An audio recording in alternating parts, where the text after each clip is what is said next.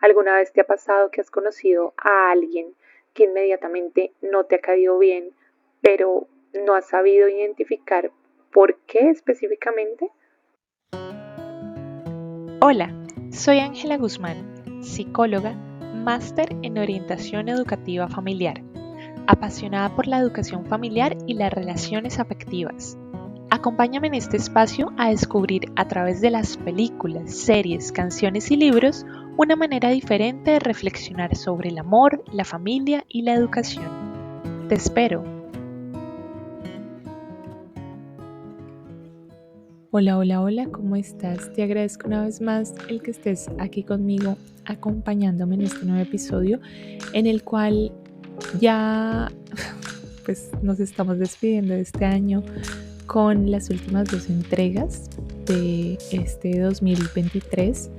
Quería aprovechar este momento para agradecer por, no sé, haberme brindado tu suscripción, un like, un comentario, realmente que había abierto este canal simplemente como para poner a prueba y para actualizar información que tenía pues en mi mente y también, como dije en algún momento, para aportar mi granito de arena en relación a todos los temas que tienen que ver con familia, relaciones de pareja, crianza de los hijos y desarrollo personal, porque igual existimos en este mundo para seguirnos desarrollando.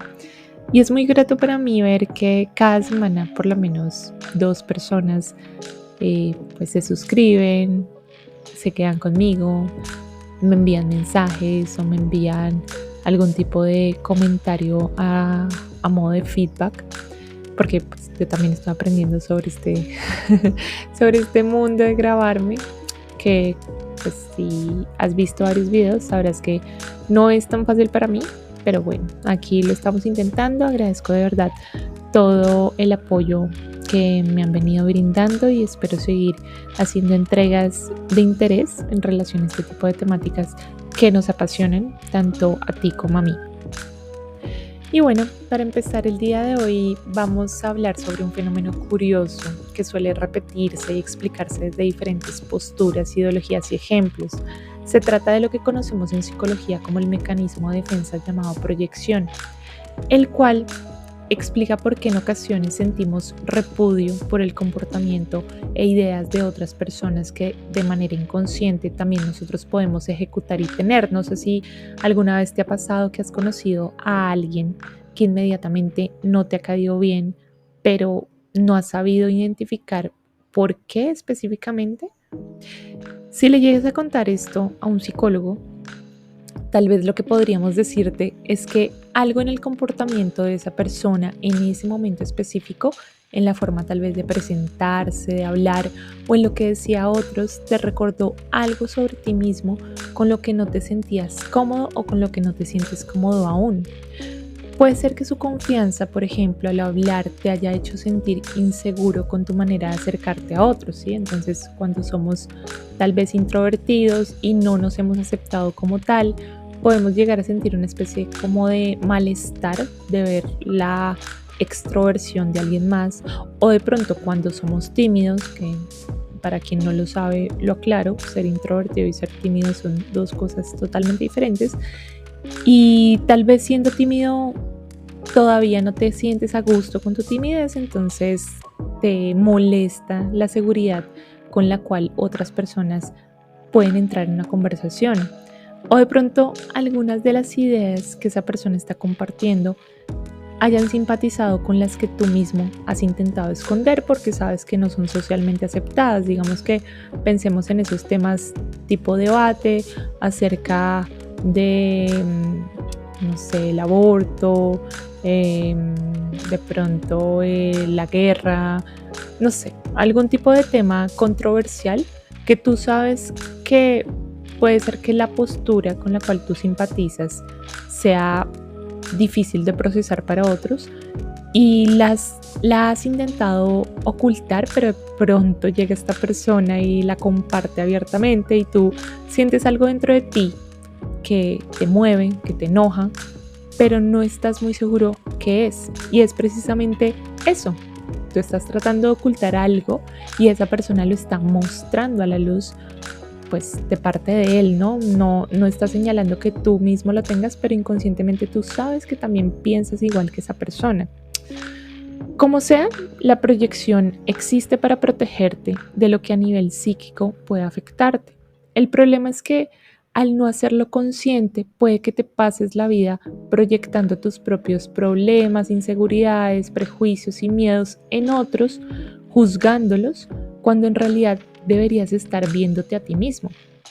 Porque de nada sirve desear o exigir el cambio en otros cuando en realidad lo único que tenemos bajo nuestro control para poder ser modificado son nuestros pensamientos y comportamientos. Por mucho que deseemos que alguien cambie, por mucho que lo critiquemos sus elecciones de vida, su forma de hablar, de pensar, de lo que sea, a final de cuentas lo único que podemos llegar a controlar en este mundo es lo que nosotros mismos hacemos, pensamos, somos. Así que sé que es difícil, ¿sí? No quiero ponerme en una superioridad moral y decir, no, es que yo nunca he juzgado. Claro, todos lo hacemos en algún momento. Creo que puede ser algo normal. No conozco por ahora, tal vez sí existe, pero no conozco por ahora la primera persona que no ha juzgado nunca a nadie. Pero siento yo que nuestra responsabilidad como adultos es llegar a ser consciente precisamente esos comportamientos que nos quitan la energía, que nos desgastan, que no nos sirven absolutamente de nada, como puede ser eso, el juzgar a alguien. Cuando te sientas con ganas de juzgar a alguien y seas consciente de que lo estás haciendo, trata de preguntarte qué es lo que hay en esa persona o en ese juicio que te está afectando a ti. ¿Qué es aquello que te está amenazando lo suficiente como para que tu reacción sea atacar mediante ese juicio? Lo curioso precisamente es que el hecho de que para modificar todo aquello con lo que no estás satisfecho de ti mismo, primero debes llegar a hacer conciencia sobre esos miedos, inseguridades y proyecciones que te sesgan el juicio, ocultando lo que verdaderamente te incomoda. Hasta que no eres consciente de algo, hasta que no lo pasas a la conciencia, hasta que no evalúas qué es lo que sientes y por qué lo sientes, no vas a poder cambiar esa insatisfacción o esos comportamientos que no te hacen sentir a gusto en tu propia piel o contigo mismo. Algo que suele funcionar es precisamente aprender sobre inteligencia emocional para llegar a identificar a tiempo estas emociones incómodas y evitar elegir el camino del ocultamiento, aceptar su incomodidad y reconocer de dónde surgen realmente. Es por eso que hoy he querido traer un apartado del libro de Daniel Goleman, La inteligencia emocional, y con esto también llegar a contarte por qué razón elegí este tema ya para finalizar el año. Realmente estuve pensando mucho en estas entregas de diciembre, pensando tal vez en hacer entregas encaminadas a historias de Navidad, pero no sé. Ustedes saben que cuando uno se pone la meta de sacar adelante un proyecto, lo hace también por gusto propio, y hay algo de las historias de Navidad que todavía no me engancha lo suficiente como para poderlas exponer aquí en una reflexión. Pero lo que sí pasó fue que este año me puse el reto de leer un libro en inglés, y el libro que quise leer fue el de The Hunger Games, el último que sacaron, el de balada de pájaros, cantores y serpientes. Y este libro, para mí, que como les dije fue un reto porque fue mi primer libro en inglés, tenía una serie de elementos que hizo que, si bien yo entendiera en general la trama, la historia como tal, me hiciera sentir mucho más tranquila tener que verme la película que se estrenó este mes, si no estoy mal, antes de poder emitir como tal una reflexión, ¿sí? Para estar completamente segura de que no me hubiera perdido de nada. Y pues afortunadamente la película sí me permitió aclarar algo que tal vez el libro, no sé si fue de pronto por un Lost in Translation, de pronto porque me perdí en este intento de poder entenderlo en inglés, que tal vez no estaba muy segura de, sobre todo de la coprotagonista, ¿sí? Entonces voy a hacer un pequeño resumen para quienes no conocen absolutamente nada de los Juegos del Hambre. Lo recomiendo como siempre, recomiendo los 3 primeros libros de los Juegos del Hambre, también las 3 primeras películas, pero pues como siempre el libro siempre será mejor que la película. Y en ese sentido pues contarte que es una historia distópica, aunque es una típica novela adolescente de esta nueva generación, trae unos elementos que ayudan mucho a reflexionar sobre temáticas en torno al liderazgo o incluso en torno a cómo puedes ver la vida desde 2 versiones diferentes. Por lo menos eso fue lo que a mí me pasó. Entonces, estamos en un futuro Estados Unidos que no se llama Estados Unidos, se llama Panem. Panem está dividida en 13 facciones. Cada una se encarga de proveer algún elemento, metal, carbón, armas, comida, y todo se centra en su capital, que es el Capitolio. Entonces en el Capitolio llega todo lo bueno. Las personas del Capitolio son millonarias, viven digamos que en la riqueza, pero lamentablemente el resto de facciones no. ¿Por qué esto es así? Porque hace muchos años entraron en guerra y esa guerra derivó en que una de las facciones, que es la número 13, terminará siendo bombardeada, eliminada de la faz de la tierra, y lo que esto significó fue pues el triunfo del Capitolio sobre el resto de facciones y que se creara una especie de constitución que hiciera pues la creación de estos juegos que se celebran cada año, en donde se obliga a los menores de 18 años de cada facción a hacer una especie de tributos, ¿sí? Entonces ingresan su nombre dentro de un bowl y el nombre pues es sacado al azar y la persona que sale de esa facción tiene que ser un hombre o una mujer. Terminan siendo ingresados en un juego, ¿sí? Que se llaman los Juegos del Hambre. Pero inicialmente los Juegos del Hambre se crean como castigo, como tal, a las demás facciones, ¿sí? Por haberse rebelado contra el Capitolio. Entonces, lo que sucede es que ese castigo implica que los menores de 18 años de cada facción, pues terminen siendo ingresados como voluntarios para hacer tributos. Los tributos son recolectados en una ceremonia y son llevados al Capitolio para luego ingresarlos en una especie de reality en donde van a atacarse unos a otros hasta que finalmente haya un solo ganador. No puedo decir claramente lo que sucede, pero pues ya te imaginarás, si solamente puede haber un ganador y les dan armas, pues la idea del juego es esa. Entonces, estos son los 10º Juegos del Hambre, ¿sí? Hasta el 3er libro habíamos visto el futuro, no me acuerdo creo que eran los 49 y los 50 Juegos del Hambre, si no estoy mal, pero ahora nos devolvemos en el tiempo porque lo que queremos o lo que el autor quiere mostrarnos es de dónde surgió el presidente de Panem, que es quien en los 3 libros anteriores y en los 3 libros originales de los Juegos del Hambre estaba obsesionado con un tributo llamado Katniss Everdeen, que terminó siendo la persona que dirigió a los revolucionarios a levantarse nuevamente contra el Capitolio. Entonces, el presidente de Panem tenía esta serie de obsesiones con Katniss y tenía como unos pensamientos sobre ella, trataba como de imprimirle una especie de maldad que él veía en ella.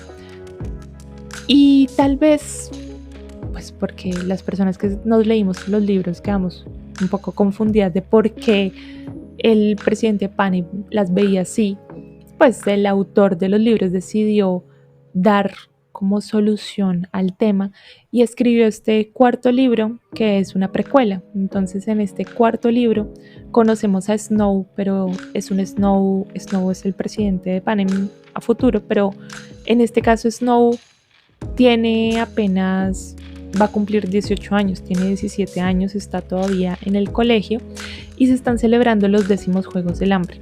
Entonces en esta 10ª edición los tributos pues nuevamente son recolectados, hasta ahí todo normal, pero deciden cambiar un tema porque ya la gente no estaba viendo estos juegos claramente. ¿Qué intención había de ver a una serie de niños que primero llegan con hambre a pelearse unos con otros y precisamente que el resultado sea como tan horrible? ¿Sí? El ganador al final no es ganador. El Capitolio está desesperado pues porque no quieren acabar con los juegos y quieren lograr que más personas los vean. Entonces se les ocurre llegar a vincular a alumnos del Capitolio para que sean una especie de mentores para los tributos de las otras facciones. A Snow le toca una de las facciones, de hecho él dice que es la peor, ¿no? Porque la 13 fue eliminada en la guerra, así que de la 1 a la 12 la riqueza se va haciendo cada vez más escasa. La facción número 12 se dedica a la minería, pero es una facción muy pobre y a él precisamente le toca la chica de la facción 12, o sea que menos probabilidades pues porque siempre han habido más ganadores hombres y más ganadores de las 3 primeras facciones que del resto. A él le toca asumir que va a tener que ser mentor de Lucy Grey-Baird, que es la coprotagonista de esta historia. Y bueno, hasta ahí va el resumen de la historia de los Juegos del Hambre. Ahora, ¿por qué razón me surgió hablar sobre este tema de la proyección y de la inteligencia emocional? Porque cuando me leí el libro y luego cuando me vi la película, hubo algo que brilló, que me resaltó en esta historia, y fue el hecho de que la historia de Snow, siendo una persona de clase alta, del Capitolio, que toda su vida ha tenido riqueza hasta cierto punto, porque sabemos que ya al momento en el que él está a punto de graduarse del colegio, su familia ha perdido gran parte de la riqueza, de hecho pasa hambre, pero no permite que nadie se entere. Y la historia de Lucy Grey-Baird, que es la tributo que le toca mentorizar, es muy similar, pese a que Lucy Grey-Baird es una tributo de una facción supremamente pobre. Ella misma pues ha tenido que trabajar desde muy pequeña. Ella y Snow comparten una historia de vida muy similar. ¿A qué hago referencia? A que ambos en algún momento pues, de su historia de vida perdieron a sus padres, ¿sí? Tanto Snow como Lucy Grey no tienen a sus papás cerca, han tenido que crecer a la fuerza. Entonces Lucy Grey era una especie de nómada con su familia y se dedicaban a cantar y a viajar, pero al perder a sus padres y debido a que la guerra se perdió, pues quedó confinada en el distrito 12 y tuvo que empezar a trabajar desde muy pequeña para cuidar del resto de sus hermanos. Por su parte, Snow pues ha estado, si bien cobijado por su abuela y su prima, sí ha tenido que empezar a madurar a la fuerza desde pequeño, viendo las atrocidades que se cometían durante la guerra. Entonces viendo cómo las personas tenían tanta hambre en el Capitolio que empezaron a devorarse a las personas fallecidas, y entonces esto también lo marcó a él, ¿sí? También el hecho de haber perdido a su papá, porque su mamá nunca lo conoció, lo marcó a él en un inicio. Y luego está pues el tema de que ambos tienen que interpretar un papel. Entonces Snow tiene que interpretar el papel de ser el mejor alumno de la escuela del Capitolio porque él quiere ganarse una beca que le permita mejorar su futuro. Mientras que Lucy Grey ha aprendido a interpretar un papel para obtener beneficios para su familia y poder sobrevivir, y de una manera un poco curiosa, termina siendo elegida para los Juegos del Hambre, termina ingresando en esos juegos y decide seguir interpretando un papel. Entonces, algo que no me quedaba claro cuando leí la historia y luego cuando me vi la película ya me quedó mucho más claro, fue si Lucy Gray era igual de... No me gusta decir malvada porque no creo que Snow sea totalmente malo, creo que es una persona dañada que lamentablemente al estar dañado por dentro proyecta en otros la maldad que siente en el interior, pero entonces me quedaba la duda de saber si Lucy Gray era igual, si tal vez era una persona dañada que estaba manipulando a otros con beneficios, solo por beneficio propio. Finalmente puedo decir, bajo mi concepto, aunque abro digamos que el debate para cualquiera que se ha visto la historia o que se la quiera ver y me quiera debatir o quiera poner su punto de vista aquí, abro el debate en decir que para mí Lucy Gray y Snow, pese a que comparten o pueden compartir cierta historia de vida, terminan eligiendo bandos totalmente diferentes. Por una parte, como ya dije, Snow ha decidido proyectar todo lo manipulador que es en otros, proyectar toda la maldad que tiene en otros y jugar las cartas en favor suyo, únicamente pensando en su propio beneficio, mientras que Lucy Gray lo hace desde un punto de vista mucho más positivo. Me refiero a que ella no quiere manipular o por ser malvada o por afectar a otros, sino que lo hace como una estrategia para sobrevivir y ayudar a su familia a que sobreviva igualmente. Entra en una especie como de interpretación, como si fuera una actriz, pone una sonrisa en su cara, incluso en los momentos más difíciles de la historia, para llegar a buscar su propia salvación, pero sin intentar pisotear a los demás. Y creo que ahí radica la diferencia entre ambos. Una cosa es que tú intentes pisar a otros, que intentes manipular a otros, que intentes ser una persona totalmente descarada en la vida, con malas intenciones y sin importarte absolutamente nada o pensando que los demás son objetos y pueden ser fuente de transacciones para ti.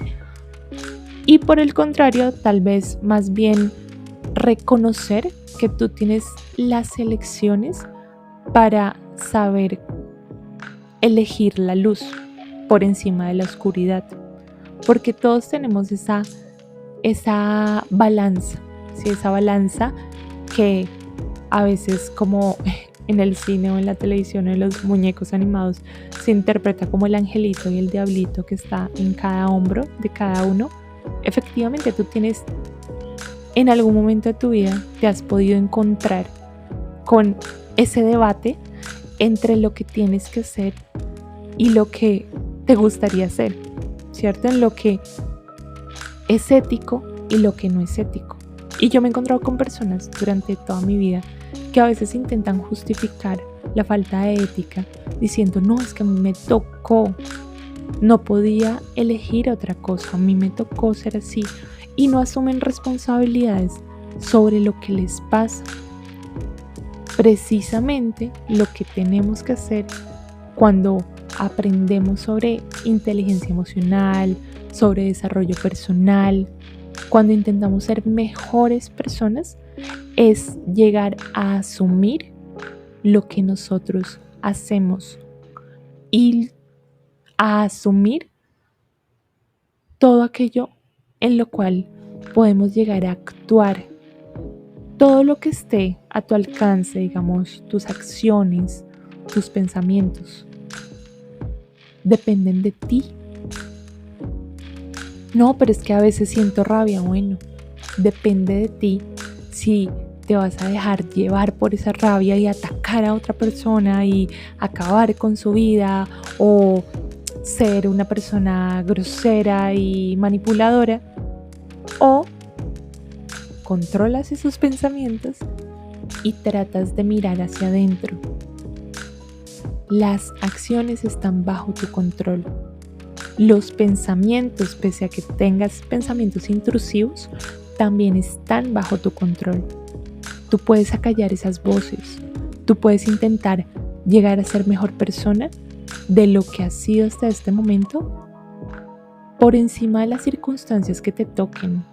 Y es precisamente eso lo que me llegó a identificar la diferencia que tiene Snow con la que tiene Lucy Greybird.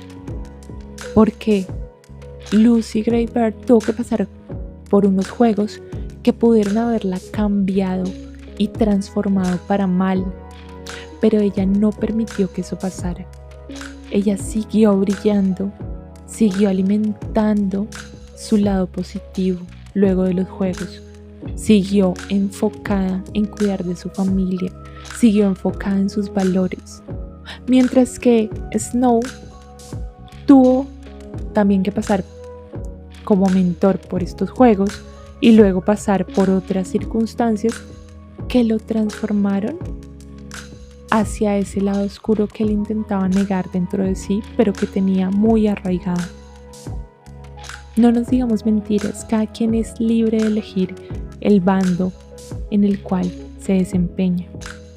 Y podemos decir que para alguien hemos sido, digamos que ese aspecto negativo, pero yo siempre lo planteo de la siguiente manera. Las personas a ti te pueden criticar tus acciones, pueden decir, mira, esa persona en algún momento se portó así conmigo y mira lo que hizo y X o Y. Cuando tú tengas duda de saber si te portaste mal con alguien, mira hacia adentro. Revisa las cosas desde una perspectiva neutra o incluso si necesitas contarlo, trata de contarlo desde una perspectiva neutra, empezando por ponerte en los zapatos de esa persona. Y piensa, ¿tú hiciste esto motivado por el mal? ¿Motivado por la maldad, por intentar dañar a esa otra persona? ¿O lo hiciste motivado por la justicia? ¿O motivado por un valor positivo que encamina tu vida? Si la respuesta es lo primero, pues ya ahí está. Hiciste algo para dañar a otra persona, tienes que asumir que te comportaste mal. Claramente no está bien generar nuestras acciones para dañar a alguien, pero si hiciste algo, afectaste a alguien, pero tu intención no era esa y tal vez aprendiste de ese error y no volviste a repetirlo, pues siéntete tranquilo, porque somos seres humanos, en algún momento nos podemos equivocar o puede ser que en ese momento no te hayas equivocado, simplemente tu acción pues afectó la acción incorrecta de esa otra persona.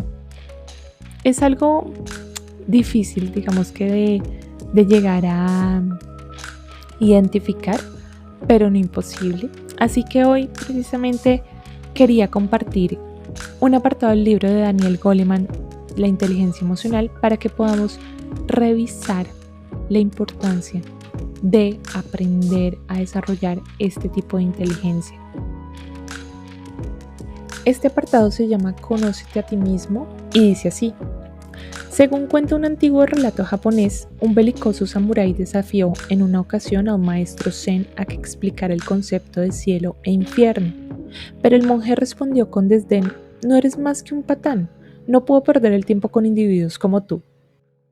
Herido en lo más profundo de su ser, el samurái se dejó llevar por la ira, desenvainó su espada y gritó: podría matarte por tu impertinencia.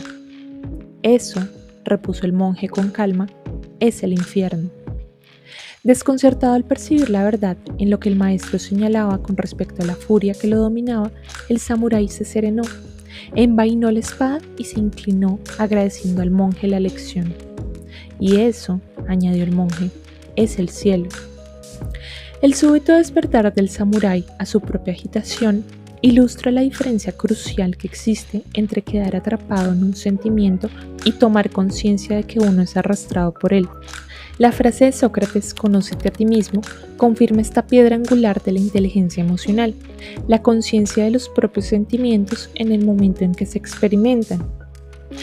A primera vista, podría parecer que nuestros sentimientos son evidentes. Una reflexión más cuidadosa nos recuerda épocas en las que hemos sido demasiado inconscientes de lo que sentíamos realmente con respecto a algo, o despertábamos tarde a esos sentimientos. Los psicólogos utilizan el término metacognición, un término bastante denso para referirse a una conciencia del proceso de pensamiento, y metahumor para referirse a la conciencia de las propias emociones. Yo prefiero la expresión conciencia de uno mismo, en el sentido de una atención progresiva a los propios estados internos. En esta conciencia autorreflexiva, la mente observa e investiga la experiencia misma, incluidas las emociones. Esta calidad de la conciencia está relacionada con lo que Freud describió como una atención libremente flotante, que recomendaba a aquellos que hicieran psicoanálisis. Este tipo de atención abarca todo lo que pasa por la conciencia de una forma imparcial, como un testigo que tiene interés pero no reacciona. Algunos psicoanalistas lo llaman el ego observador, la capacidad de la conciencia de uno mismo que permite al analista dominar sus propias reacciones ante lo que el paciente está diciendo, y que el proceso de la asociación libre alimenta en el paciente. Esta conciencia de uno mismo parecería exigir una no corteza activa, sobre todo en las zonas del lenguaje adaptada para identificar y nombrar las emociones que surgen. La conciencia de uno mismo no es una atención exaltada por las emociones que reacciona excesivamente y amplifica lo que se percibe. Se trata, en todo caso, de una forma neutra que conserva la autorreflexión incluso en medio de emociones turbulentas. Al escribir sobre su profunda depresión, William Styron parece estar describiendo algo semejante a esta facultad de la mente, hablando de una noción de ser acompañado por un segundo ser, un observador espectral que, sin compartir la demencia de su doble, es capaz de contemplar con desapasionada curiosidad mientras su compañero lucha. En el mejor de los casos, la autoobservación permite una conciencia ecuánime de sentimientos apasionados o turbulentos. Como mínimo, se manifiesta simplemente como un leve retroceso de la experiencia, una corriente de conciencia paralela que es meta, suspendida por encima o a un costado de la corriente principal, consciente de lo que está ocurriendo en lugar de quedar inmersa y perdida en la misma. Es la diferencia que existe, por ejemplo, entre sentir una rabia asesina con respecto a alguien y elaborar el pensamiento autorreflexivo. Esto que siento es rabia, incluso mientras uno está furioso. En términos de la mecánica nerviosa de la conciencia, este sutil cambio en la actividad mental supuestamente señala que los circuitos neocorticales están controlando activamente la emoción. Un primer paso para alcanzar cierto control. Esta conciencia de las emociones es la competencia emocional fundamental sobre la que se construyen las demás, como el autocontrol emocional. En resumen, conciencia de uno mismo significa ser consciente de nuestro humor y también de nuestras ideas sobre ese humor. Según palabras de John Mayer, psicólogo de la Universidad de New Hampshire, que junto a Peter Salovey es quien formuló la teoría de la inteligencia emocional, la conciencia de uno mismo puede ser una atención a estados más internos que no provoque reacción ni juicio. Pero Mayer considera que esta sensibilidad puede ser también menos ecuánime. Los pensamientos típicos que indican una conciencia emocional de uno mismo son, entre otros, no debería sentirme así.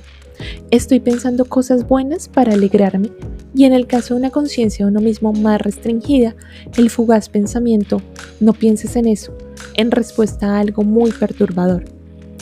Aunque existe una distinción lógica entre ser consciente de los sentimientos y actuar para cambiarlos, Mayer considera que a todos los efectos prácticos ambas cosas suelen estar unidas.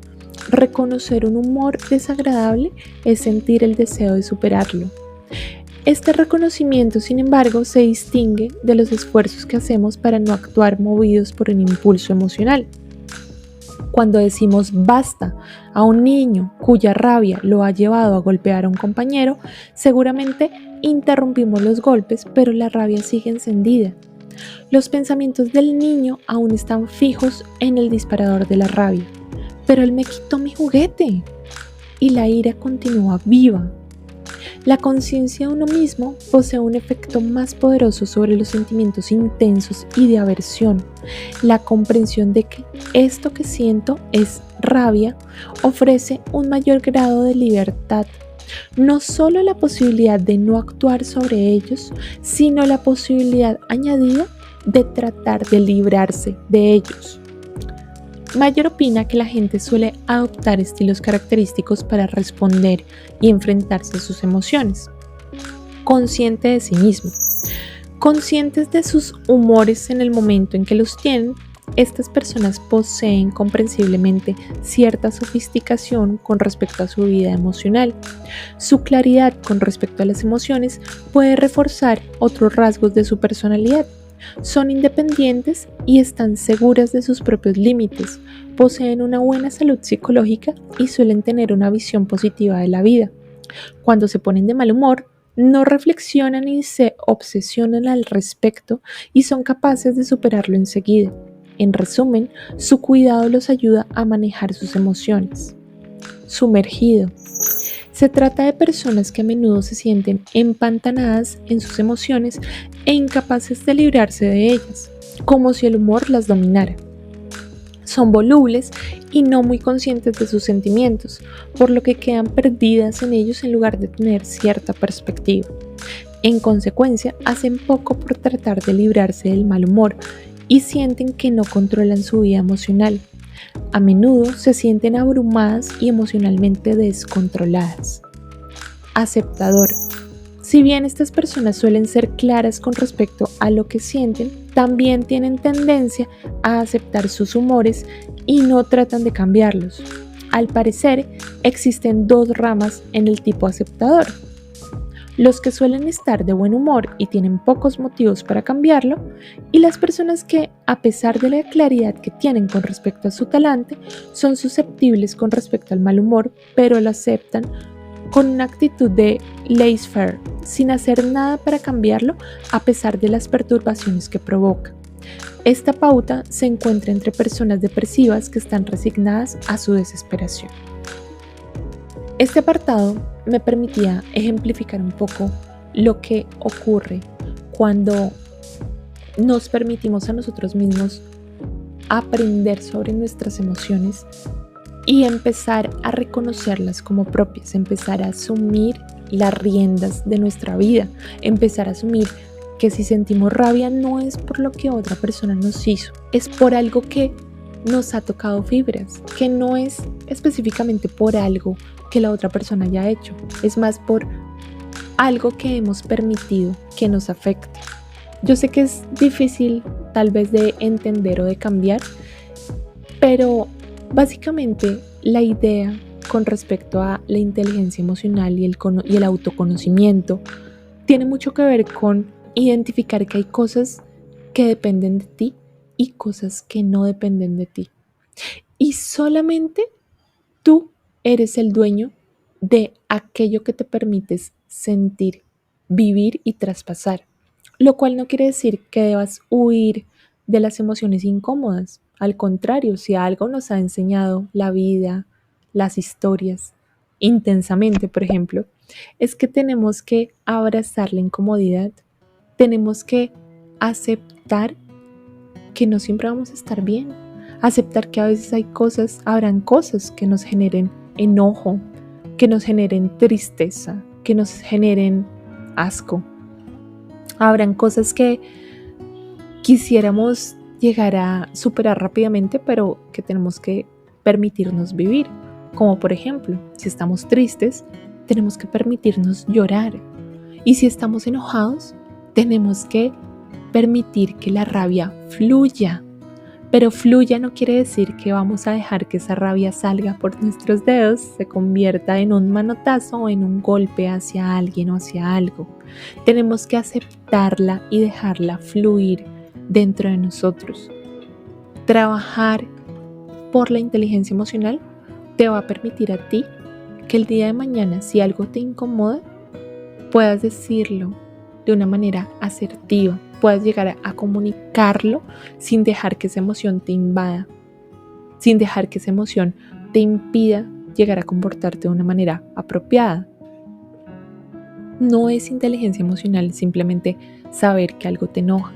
La inteligencia emocional se desarrolla una vez tú sabes que te enojó, pero sabes también cómo llegar a gestionar ese enojo para no afectar a la otra persona. Es como cuando estás peleando con alguien o debatiendo con alguien y le puedes decir, es que me dio enojo, esto que pasó me enojó, pero no voy a gritarte, no voy a insultarte, no te voy a pegar. El enojo lo asumo como propio, el enojo es mío y solamente yo soy capaz de manejar ese enojo. Solamente yo puedo llegar a aceptarlo, a abrazarlo, dejarlo fluir en mí y soltarlo y continuar. Y bueno, te agradezco que me hubieras podido acompañar el día de hoy. Déjame por favor en comentarios qué te ha parecido este tema, qué ideas te deja la historia de los Juegos del Hambre que te he comentado inicialmente, si tal vez te has visto esa historia o te leíste el libro, qué ideas te dejó el hecho de que tanto Snow como Mary Grey tuvieran historias de vida similares.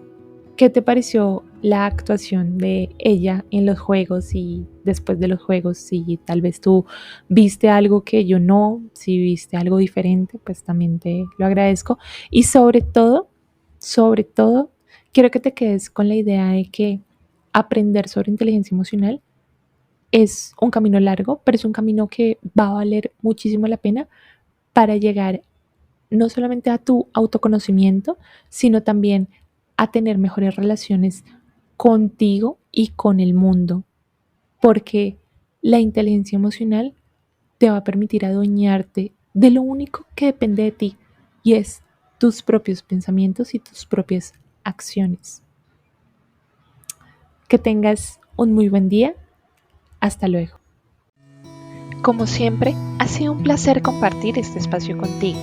Recuerda suscribirte y seguirme en redes sociales para que puedas comentarme qué ideas te ha dejado este capítulo y proponerme más ejemplos para analizar en una nueva entrega. Hasta pronto, Freelover.